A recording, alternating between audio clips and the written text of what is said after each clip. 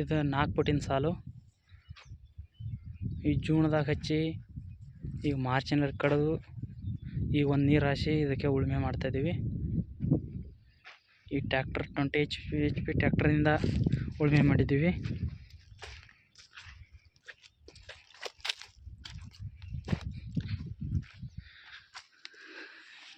ಈ ಕಡೆ 2 ತಾಳು, ಈ ಕಡೆ 2 ತಾಳು,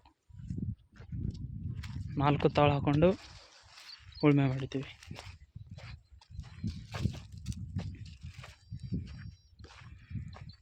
ಒಂದು ಎಕರೆಗೆ 1 ಗಂಟೆಯಲ್ಲಿ ಆಗುತ್ತೆ.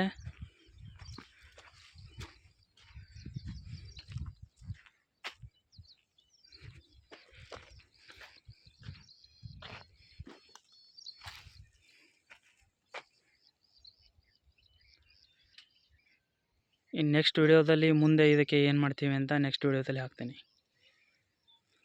ಧನ್ಯವಾದಗಳು.